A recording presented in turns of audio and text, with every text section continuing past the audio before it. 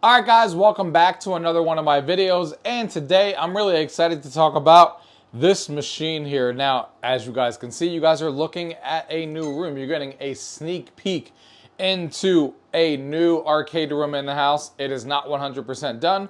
This is the only preview you're going to get for now, and you guys will see the rest of this room afterwards. So this is like the renovations that have been going on. You guys saw the video I posted earlier this week was the dining room board game combo and how all of that changed. This used to be the board game room, if you guys have followed this channel, and as you can see here, it's been converted. We're doing a review specifically on this machine because it's a brand new machine that's been added into here, and I didn't want to wait for the other two pieces that are coming into this room before I do the grand, room tour. So you guys are getting a preview of this now. But yeah, this room is turning out really great, and I can't wait to show off the finishing touches. But right now, you guys are looking at a 4-player machine here. This is a 4-player machine. It's something that I've always wanted. You guys are seeing, I think it's a little bit in the video, my NBA Jam 4-player machine that I had from Arcade 1-Up. I modded that with the PC and 4 players on there, but it was never a system that really worked because the 4-player panel, even though it was a slightly bigger version because it was from Game Room Solutions as well, actually, didn't work because it just wasn't big enough. It didn't fit 4 comfortable people in front of it. And on top of the fact that players 3 and 4 never had enough buttons. Same thing with player 1 and 2. So this one, as we're going to do in the overview, has plenty of buttons, has a lot of things to do, so I'm super excited to go over this machine, let you guys know, some people sometimes have horror stories of Game Room Solutions, so we're going to talk about that, this machine here, and yeah, let's go ahead and get into the video. Gaming tech, eating brekkie is the gaming tech, going for a brekkie is the gaming tech, gaming techie is the gaming tech, gaming techie. All right, so the first thing we have here that we're going to be talking about is, again, this Game Room Solutions. This is their pedestal model. I did get this custom. They do sell one that's already built that looks exactly like this, but I wanted to get mine custom made because I wanted a few things to change. And honestly, I'm going to be 100% honest, it came out extremely well. I mean, they did a fantastic job with this. I only have a couple of small nitpicks that I'm going to be talking about throughout this video, but this is my favorite thing I've gotten from Game Room Solutions. And I've actually gotten a few things from Game Room Solutions that I reviewed on this channel. My light gun cab is from Game Room Solutions, and Retro Lizards Arcade. It was a combo, and I have no real complaints with that. But that wasn't built by me. That was built by Retro Lizards, and he took that cab and designed it and everything like that. So that's a little bit different. And then I had the pinball machine that I did build myself that you guys have seen, before and stuff like that. And then you have this one here. And this is my favorite thing I've gotten from Game Room Solutions that I built myself. They did a fantastic job. I chose the artwork. The artwork, as you can see here, before we talk about the buttons, has like some classic arcades in there like Capcom, SNK. You can kind of see Neo Geo hiding in there and Atari lightly faded in there. You can see the top of the panel here, same thing. It's got the Capcom, Stern, Gremlins, Sega, Nintendo, Neo Geo. I just love it, and it looks like the blocks are kind of breaking apart and stuff like that. Like, reminds me of like old school games and stuff like that. It has a gigantic multi-cade sign in the middle, which I think looks fantastic. Every button is labeled, as you guys are looking at here. We'll come back to the buttons here in a minute. And then you have the side art, and I think the side art looks awesome. You got like, all the different ones like Mario and Donkey Kong, and it looks like they're bashing through, again, those ton of bricks that are coming out of the wall. And I think it's awesome. I think they did a fantastic job. I don't know if this is their original art or somebody else made it for them. I'm assuming that they're the ones who made it because they didn't. It's listed on their site, but it looks fantastic. And this came obviously in pieces like IKEA style furniture, as they usually do. The bottom base of it. This is the 4-player modern pedestal that has like the slant in it. I have no real complaints when it came in. There's no issues with it. I had the T-molding pre-installed, and the artwork came perfectly. No issues with any of the art. Everything came in great condition. Luckily, no issues with that. The control panel, I did have them build because I didn't feel like doing any of the wiring. So we're going to talk a little bit about how they do their wiring and how it looks like inside in a second. But the control panel, they fully built out for me. So it came in 2 pieces. It came with the bottom pedestal and IKEA style furniture that I built. The instructions, as usual, are terrible. That's my first complaint with them. That hasn't changed, and I don't know why that hasn't changed, because they could do it such a simple fix. I mean, the pictures are literally like this big. How am I supposed to see where the screws go when the pictures are this big? I think everyone knows that about them. Luckily, it was pretty easy to figure out. I mean, they do have a step-by-step layout, but the pictures that they try to show you, it's impossible to know like where the screws go, because the pictures are just way too small.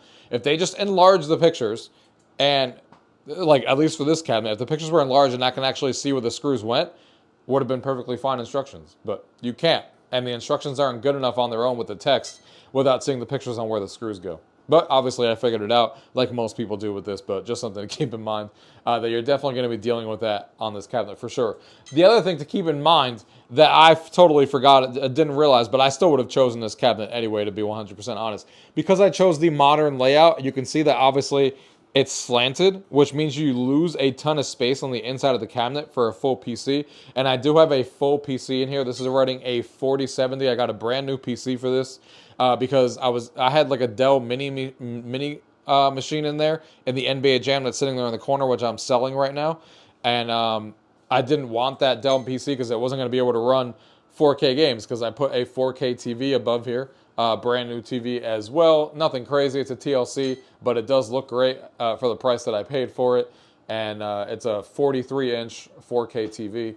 And I knew that, obviously that Dell was not going to be powerful. It was time for an upgrade. So I do have, I'm not going to like take it apart right now, but you can see down here, see how the PC is slanted in there. So it's kind of slanted and going against the wall. And this is a full-on PC case because it can't fully go in there. Because it doesn't fully fit in the base. But obviously, it fits perfectly fine, because it's not like I was going to put this against the wall anyway. It was never going to go against the wall. You can see that there's a little bit of space there, because it can't fully go back there, maybe like an inch. But it's not really a big deal, because you don't want this fully against the wall anyway, because you want to be able to, it to be a little bit further away so you can actually see the TV. So it worked out either way, but just know that if you get the modern pedestal, it's definitely going to obviously be a little bit shorter inside to fit this. But I still would have chosen this anyway, because I like the modern look. So it works out perfectly in my opinion anyway, but just keep that in mind when you're making your decision if you want the modern look or the full pedestal that gives you more room for a PC inside. Now, let's talk about the controls and their wiring and stuff like that. We do have these cup holders here that you can add, which I think are great. These 4 cup holders here, they come out really easily if you need to replace them or do whatever you want. But really nice cup holders, built really well. Again, no complaints with the actual build quality of the control panel. This thing is heavy as hell. When I picked it up, I think it weighs like 60 to 70 pounds, I believe. So it's definitely got some decent quality to it. Definitely much better quality than the NBA Jam one that I got from them. Not that this had any issues with it, to be honest, but it is something to keep in mind. The actual joysticks, I actually went with an upgrade that they offered. You can get like their regular joysticks, but they do offer Sanwa joysticks. So that was great to get like real Sanwa joysticks on here. So we got those right here on all 4 players. You have plenty of room. This thing is 48 inches wide, so there's plenty of room for 4 players to be able to play. Unlike this one that's like 30, so a massive amount of room on here. As you can see here, I did opt to get the LED buttons. I did make sure to ask them, because I heard some rumblings that sometimes they weren't doing it. That they were going with like silent micro switches, which a lot of people don't like. I don't like silent micro switches either. So I specified to them and said, hey, make sure these buttons actually use like the micro switches that actually make noise, like this one does, like you expect them to do. And it does, obviously.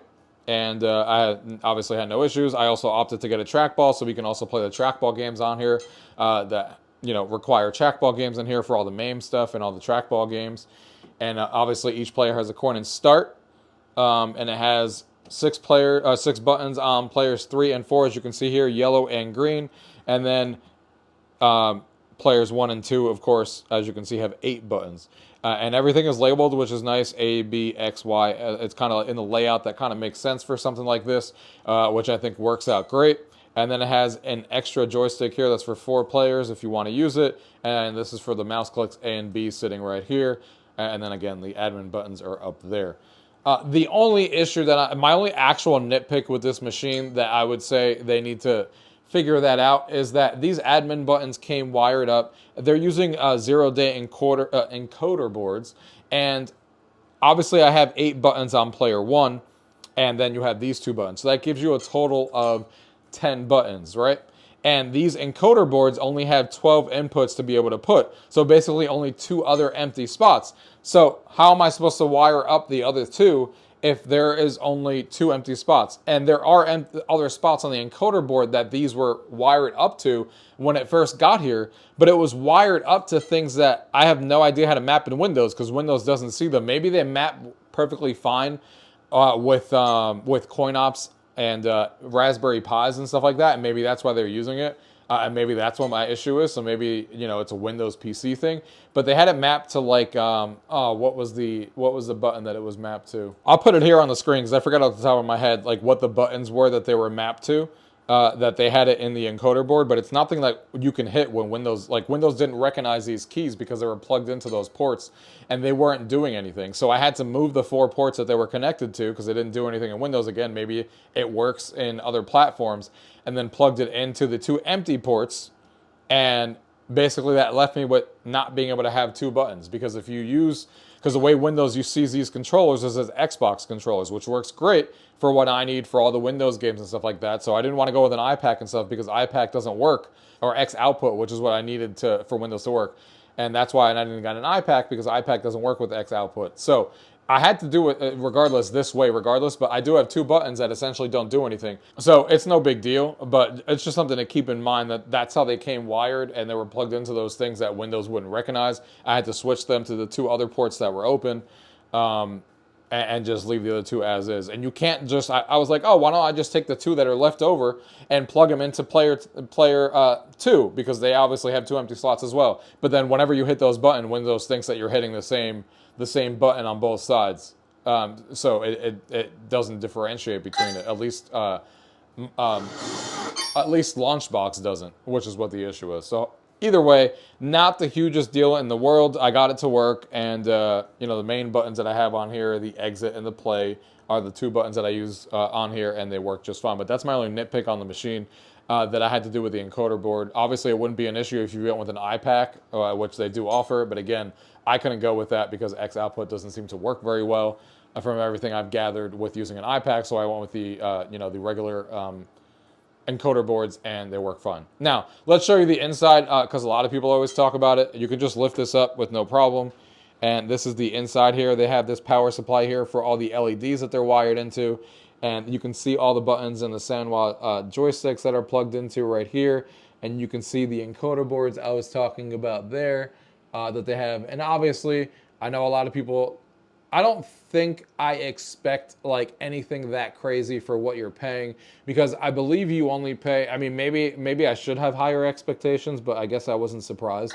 It's $150 for them to wire this all up on their website, I believe, if I'm not mistaken, for all of that, to wire up all the buttons and all the Sanwa joysticks and everything.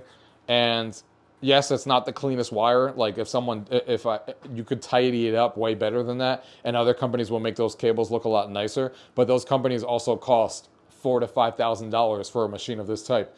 On Game Room Solutions, you know, I got the whole entire thing here for like $1,100, including them building the top control panel. So if I'm $1,100 for this, or $4,000 to $5,000, yes, I'm going to expect more from that $4,000 to $5,000 machine for those wires to be nicely cleaned and laid out. So I don't have a really huge issue with it. I can still see the wires and get to them when I need to. But if you're into that kind of stuff and you want it perfectly neat, yes, they're not like making it completely neat and tidy, but you can see whatever you need to see in there regardless. So that's not really a big deal. But overall, like I said, this is my favorite Game Room Solutions I've ever gotten. It's not anything besides that 2-button thing. I don't really have any other issues with the machine. Or nitpicks or anything. It came in great condition. It's gonna be one of my favorite machines in the house because I love playing 4-player games. And I'm gonna show you guys here the Launchbox system and what I actually want to play on here and what the system is actually gonna be for. Okay, so we're here on the main menu, and basically I took this Launchbox build. It's not like a build by anybody else. It's something I started. And again, I wanted this machine to specifically be about 4-player games only.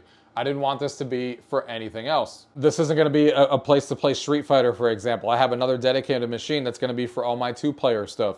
If people want to play fighters and things that are 2 players, that will be on here. Everything on this machine is all related to 4-player and trackball games because I like having each machine in the game room dedicated to a purpose and dedicated for a reason to exist.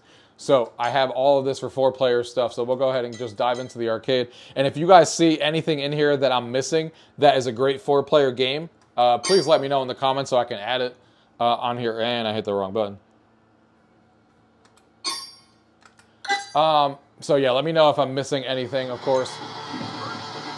So you got things like 2-on-2 Open Ice Challenge, Arabian Fight, Armored Warriors, Battletoads, Blazing Tornado, Bomberman World, Buck O'Hara, Captain America, Captain Commando, Double Dragon 3, Dungeons and Dragons, Gauntlet, Gauntlet 2, Gauntlet Legends, Golden Axe, Hit the Ice, Knights of the Round, Michael Jackson's Moonwalker, Mystic Warriors, NBA Hang Time, NBA Jam, NBA Jam TE, Maximum Hang Time, Showtime NBC, NFL Blitz, NFL 99, Blitz 2000, Rampage, Saturday Night Masters, The Simpsons, of course, Spider-Man the video game, Stoneball, Sunset Riders, one of my favorite games, Tecmo Bowl, Teenage Mutant Ninja Turtles, Turtles in Time, Wayne Gretzky, WWF WrestleFest, and X-Men. I think that is all the 4-player games, so if there's something that I'm missing, let me know. But again, those are all the 4-player MAME games that I have on there, a total of 40.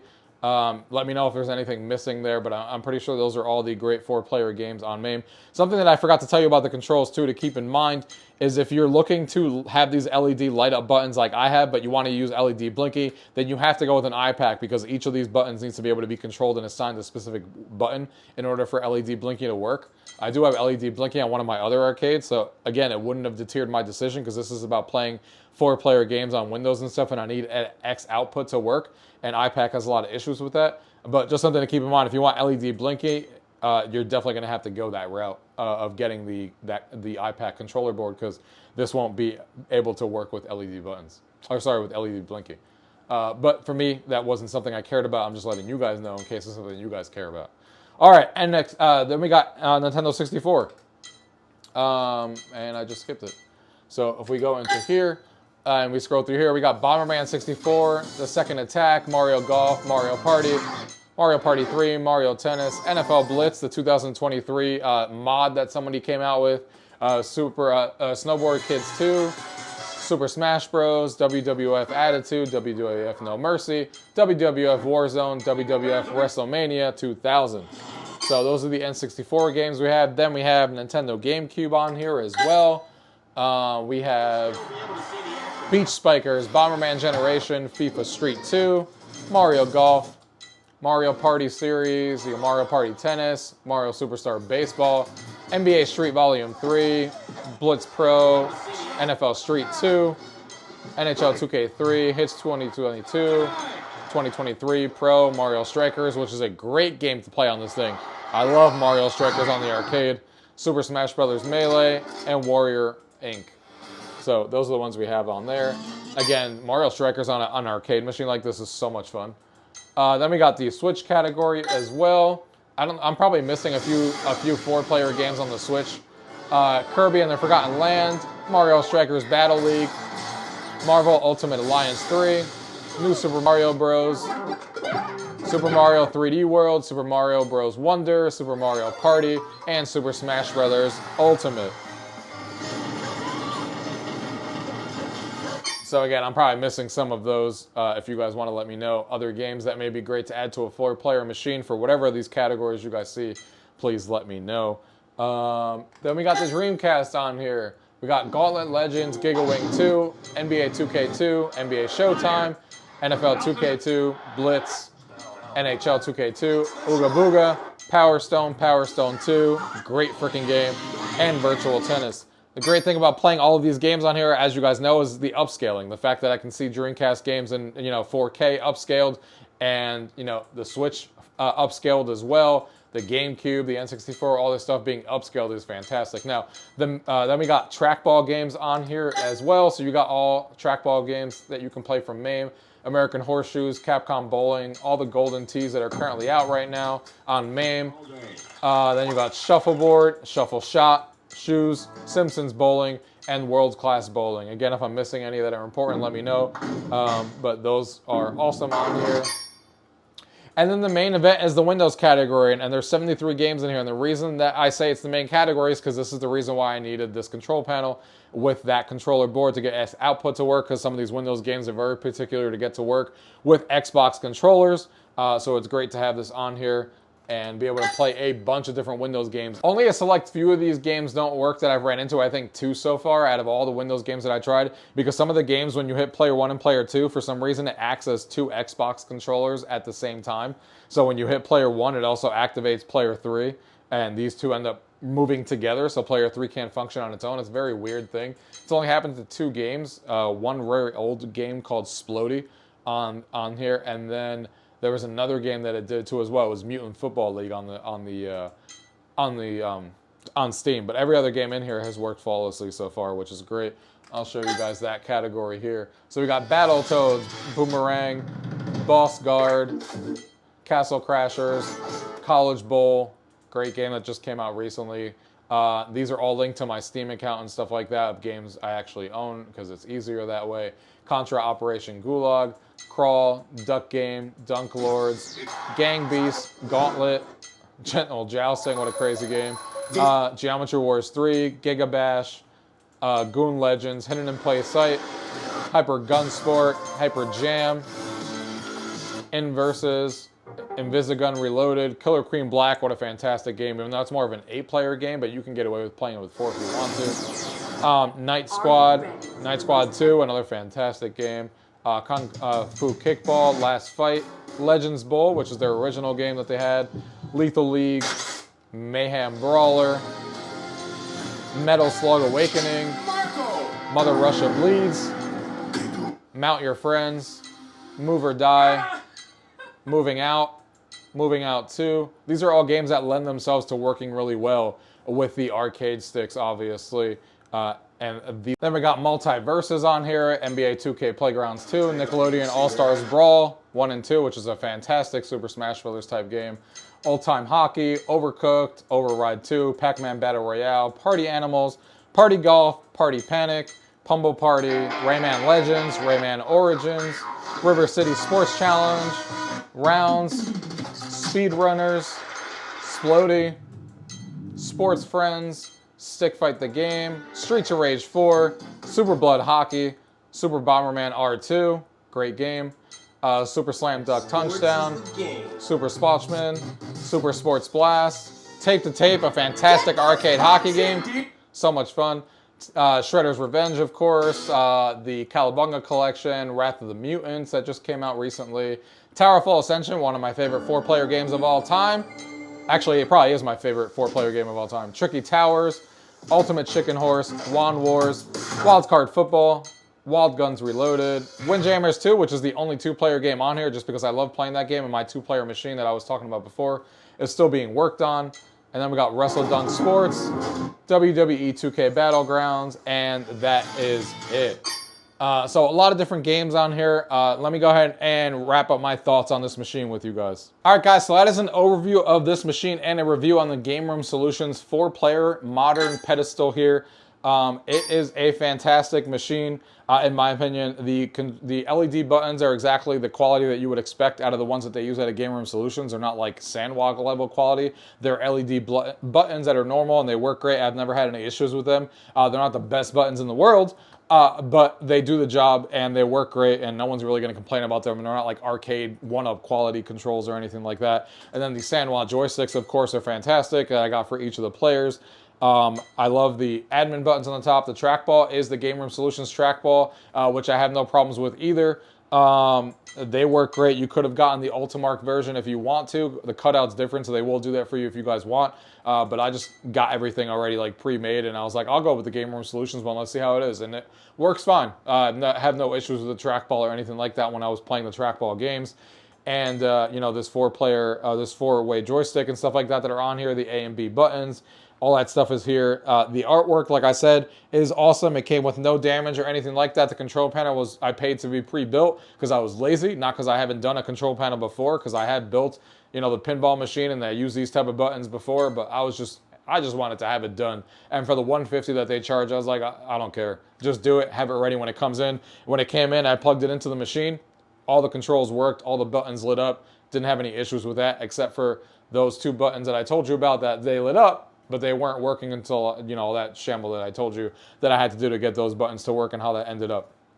But I have no real complaints about this machine. I think Game Room Solutions has a great product on here as far as the quality and the pedestal and stuff like that. For the price that you're paying for this machine, to get a machine of this quality and how sturdy it is, like on here, it doesn't like move or anything like that. It feels sturdy that 4 people can play on it and slam the buttons and stuff. I mean, you're not going to get this quality for the $1,000 that you pay for something like this. Of course, you got to supply your own PC or your own unit or whatever, unless if you buy like their unit that they're selling, because they have like an Android box or you know, a RetroPie that they sell as well. But you can go any route that you want, and you could be in and out the door, you know, for less than like $1,300 or $1,200 if you wanted a RetroPie. And I don't think that price could be beaten for a 4-player machine that's this large and this. I think that's like the biggest thing. And I had no issues with this at all, pretty much, except for those admin buttons. I'm super happy. It's my favorite Game Room Solutions product that I've ever purchased.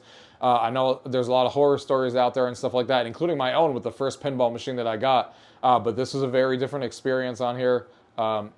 It's a great quality machine. Super happy to have it on here. The artwork is great. And yeah, like I said, if you guys have any games that you think I should add to this 4-player machine, whether it be on the N64, the MAME arcade games, the Trackball games, Windows games that you think I didn't mention that would be great on here, definitely let me know. And hopefully me going through all those games gave you guys ideas if you guys are making a 4-player machine on, you know, getting that set up and going. And I also forgot to mention that there is 2 USB ports on the front of this machine that I forgot to mention. So you can plug in a keyboard and mouse right from the front. I have my keyboard and mouse tucked in there. So if I want to do any admin work, I can just take that and plug it into the front right here, 2 USB ports, and you're ready to go. So it's great to have this USB port access here as well. I almost forgot about that. And the cup holders are great too. So anyways, guys, I hope you guys enjoyed the video, and thank you guys for watching. Till next time.